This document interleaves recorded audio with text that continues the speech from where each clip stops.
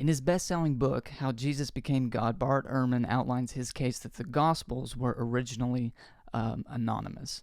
Now, he says first that the Gospels were written without any attached names to them, so the titles you see in your Bible, like the Gospel of Matthew, they were not originally there.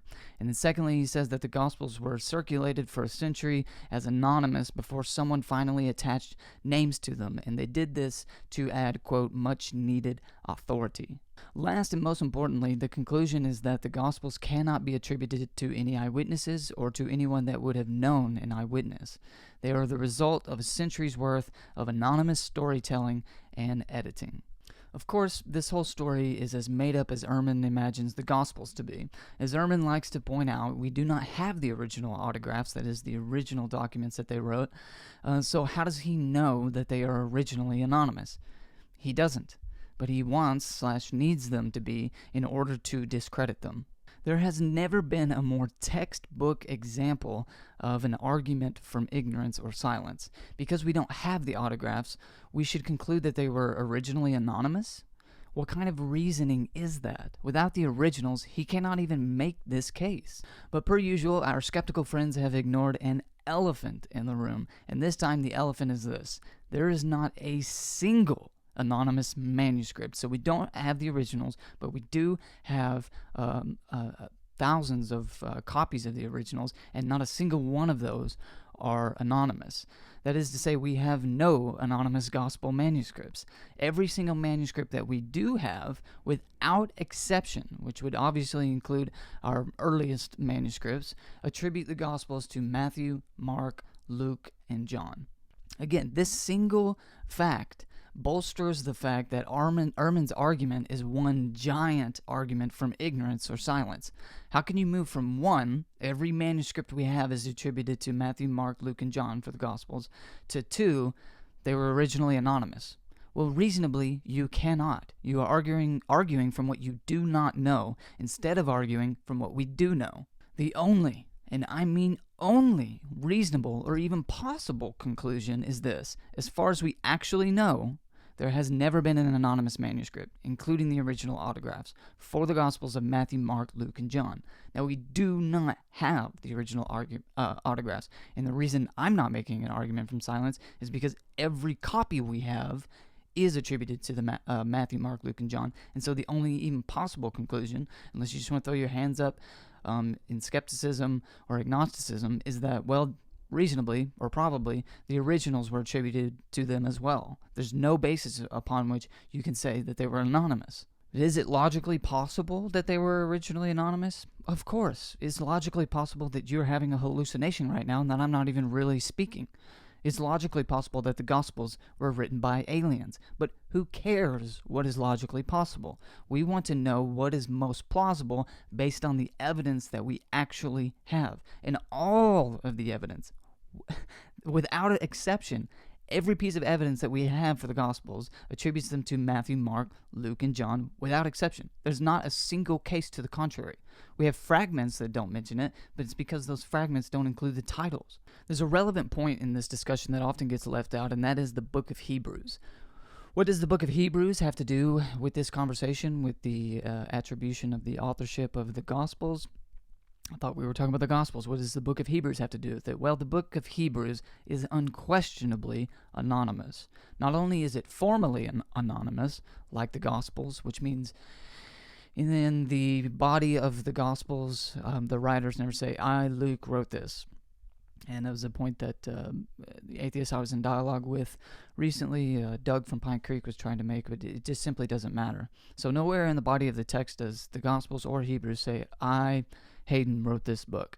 But the earliest manuscripts that we do have for the book of Hebrews are also anonymous. So not only is it formally anonymous, it's actually anonymous according to the earliest manuscripts that we do have, unlike the Gospels. And here's another key point concerning the book of Hebrews. The later manuscripts, the later copies that we do have of the book of Hebrews, attribute the authorship of the book of Hebrews to contradictory people. So some manuscripts may attribute the letter to the Hebrews from Paul, and others to Timothy or whoever else. The point is that they contradict each other. So the manuscript history with respect to the attribution of who wrote it is contradictory.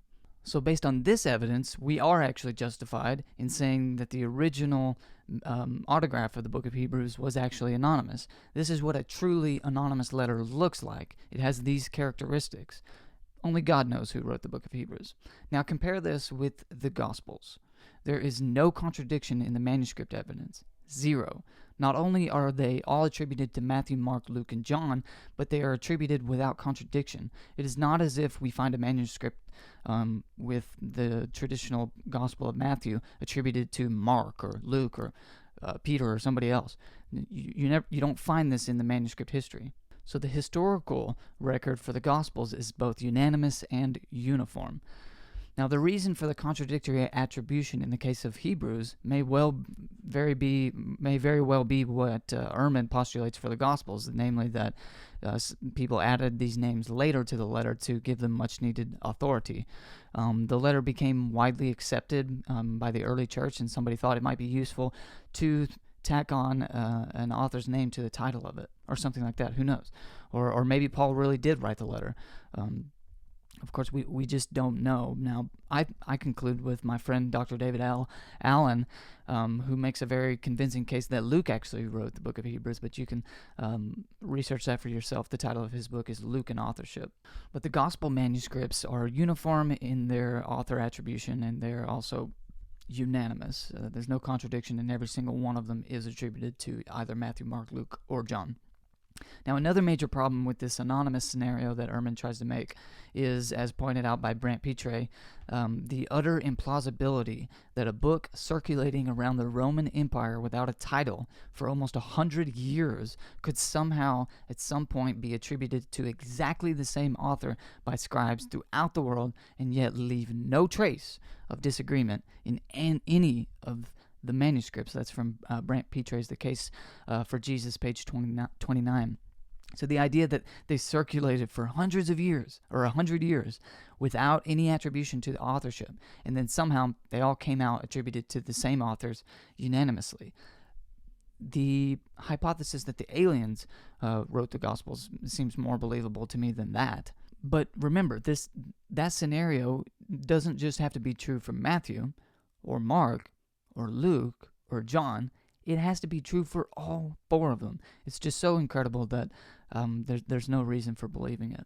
Now, to address one common objection to the traditional authorship of the Gospels is, that Jesus' disciples were uneducated fishermen, and therefore they would not have been able to write in the Greek that we find in the manuscripts.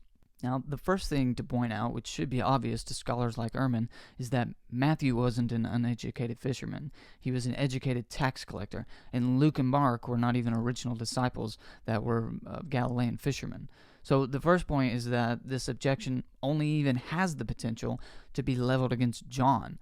Now, the historical record tells us that Matthew was an educated tax collector, Luke was an educated Gentile physician, and Mark we don't know that much about, other than that he was closely connected with Peter, Paul, and the church at Rome. So without any evidence to the contrary, we have no reason to doubt that Mark at least could write the Gospel of Mark. Now, this objection seems at least a little bit plausible or reasonable when leveled against John at first sight. But, however, the objection amounts to nothing, as we know that even educated people like Paul used scribes to write down their words as they dictated them. So Paul unquestionably was educated and had the ability to write letters, but we know from some of his letters that he didn't actually write them. He dictated what he wanted written to a scribe, and that's how he went about it. So if Paul could do this, then why couldn't John or somebody else? But as Richard Bauckham points out, John 21:24 means that the beloved disciple composed the Gospel of John, whether or not he actually wielded the pen, and that comes from Richard Bauckham's Jesus and the Eyewitnesses, page 362. But following that, a strong case can be made for John actually being the beloved disciple mentioned in John's Gospel. We won't get into that here right now. The point is that there's no reason to think that John wouldn't have simply dictated the words to a scribe. We know this was a common practice, and we know that even educated people like Paul did this. Furthermore, with regards to John, being an uneducated fisherman, I would actually like to push back a little bit on that. While John used to be a fisherman, certainly from what we know from the Gospels, he would have written this Gospel long after his years as a fisherman. Most people believed he wrote it later in life. And after years of studying under one of the most influential teachers in all of human history. But more importantly, when we find out that John is a fisherman in the Gospels, we also find out that he worked for his father, who, quote, had hired servants. And so this at least tells us that John comes from a well-off family, and he could have easily received an education. Maybe he didn't, it doesn't really matter. The point is just that he very well may have, and if he didn't, then there's no reason to suspect that he wouldn't have just paid a scribe to write down or dictate his words. Now, one final point on this is that from the early church fathers. So, like with the manuscript attribution, the early church fathers unanimously attribute the Gospels to Matthew, Mark, Luke, and John without exception or contradiction, or without contradiction. So whether Papias around 120 CE, Justin Martyr from 140 to 165 CE, Irenaeus around 180 CE, the Muratorian canon from around 180 CE, or Clement around 200 CE, or Tertullian from 200 to 225 CE, the early church unanimously and without contradiction attribute the Gospels to Matthew, Mark, Luke, and John. And if you don't find this compelling, there simply is no other competing historical record. The only alternative explanations exist in the minds of modern scholars and YouTube commentators. The idea that the Gospels were originally anonymous is simply without any historical attestation. There is none. You can try and cast doubt on the arguments that I've laid forth and scholars lay forth in much more detail, but there is no competing historical hypothesis. There are no anonymous manuscripts. They just don't exist. All gospel manuscripts that we do have are attributed unanimously to Matthew, Mark, Luke, and John. The gospel manuscript record is without contradiction, unlike the truly anonymous letter Hebrews. The early church fathers, much like the manuscript evidence, unanimously and without contradiction attribute the gospels to Matthew, Mark, Luke, and John. One is left to marvel at the fact that some scholars like Ehrman, despite all of this, would prefer an argument from silence. It doesn't surprise me that you find these arguments all over YouTube and stuff, but someone as educated as Ehrman simply ought to know better.